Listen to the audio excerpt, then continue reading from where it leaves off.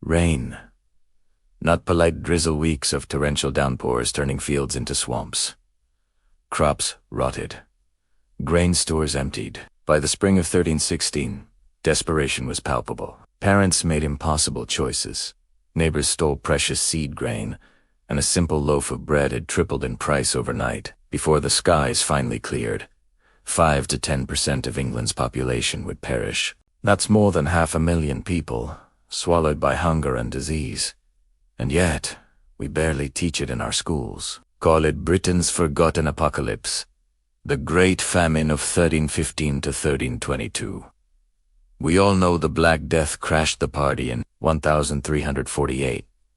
But what many do we to realize is that this famine was the grim warm-up act, a brutal prelude that left the nation utterly weakened. This wasn't just a few ruined harvests. It was a systemic collapse that rewrote laws, shattered economies, and even seeped into the very fairy tales we tell our kids. It's a stark reminder of humanity's delicate dance with nature. Picture England in 1314.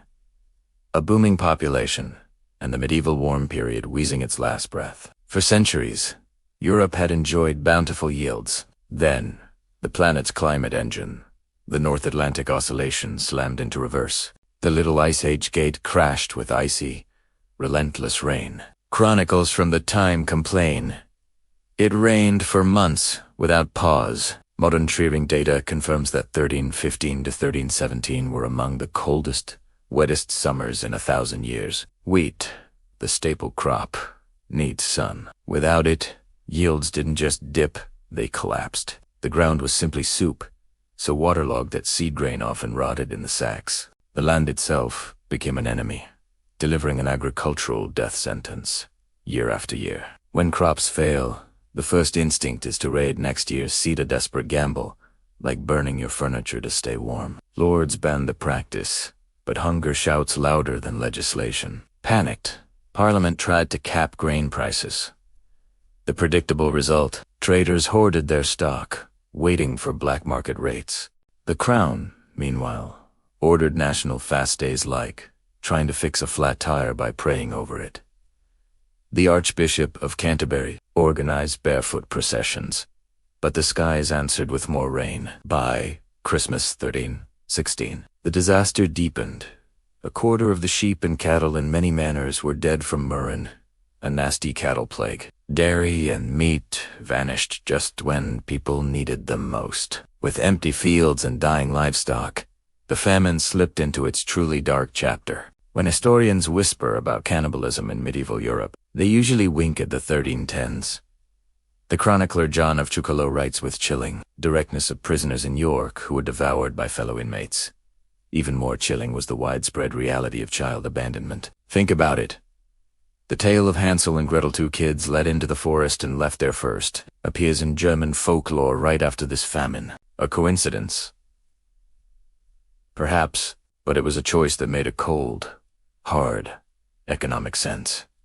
One less mouth to feed today might save for others. And don't think the rich were immune. Elisabeth de Berg, a woman of immense wealth and power, wrote a letter stating she could scarce find bread for my household.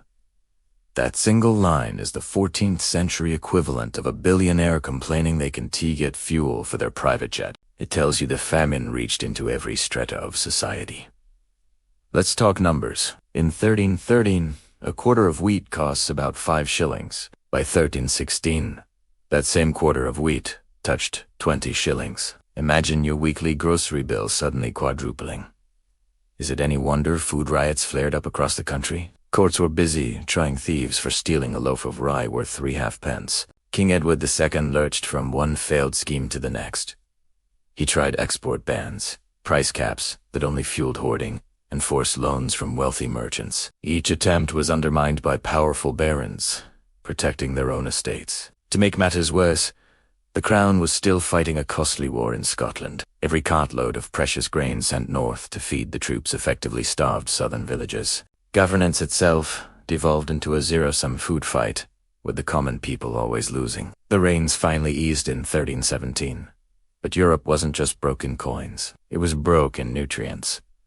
The soils were exhausted, and seed stock was poor. Recovery was a slow, agonizing limp. Then, another brutally wet summer in 1321 delivered a final blow. When the Black Death rolled in 3 decades later, in 1348, it didn't arrive in a healthy, vibrant land. It found a population already hollowed out, vitamin deficient, and deeply distrustful of authority. The Great Famine had been the Grim Reaper's advance scout. In a truly sobering statistic, England never again reached the population density of 1314 until the 18th century. But the famine didn't just kill people, it rewrote labor laws. With workers suddenly scarce, survivors could demand cash wages and better conditions, accelerating the decline of abandoned villages still. The map, ghostly outlines of communities that simply vanished. If this is your first time here and you enjoy having the past delivered with the crusts left on, tap that subscribe. Could it happen again? Short answer, not in the same way. Today, we have global supply chains, welfare, and insurance. But here's the longer answer. Climate tipping points are still very much on the table. Think of our global supply chain as an intricate Jenga tower. It's stable, but what happens when a key block gets pulled? The 2020 pandemic gave us a taste with those empty pasta shelves. The medieval lesson here isn't just about calories. It's about resilience, and that resilience is built on trust. When institutions lose credibility, when people stop believing their leaders can or will help them, society frays faster than a cheap sweater. So, yes, keep an eye on those waterlogged wheat forecasts, but also keep a very close eye on the erosion of social cohesion, because that, perhaps even more than the weather, is what turns a crisis into a catastrophe. Hit the like button if you learned something grim but useful. YouTube's algorithm treats likes like seed grain scatter enough, and the video grows, reaching more curious minds. Comment below with the disaster you think deserves more attention. Your suggestion might just become the next episode. So, there you have it. The Great Famine, a biblical deluge, a shattered food system, and a government that threw every Hail Mary except the one that might actually work. It killed more Britons than most wars, yet we remember the conquerors and forget the clouds, the relentless rain that brought a nation to its knees. Next time you grumble about a soggy British summer, spare a thought for 1316, when one wet season snowballed into a demographic earthquake that echoed for centuries. History isn't just kings and castles. Sometimes it's moldy grain, empty bellies, and the terrifying moment humanity realizes nature still holds the trump card. Thanks for watching.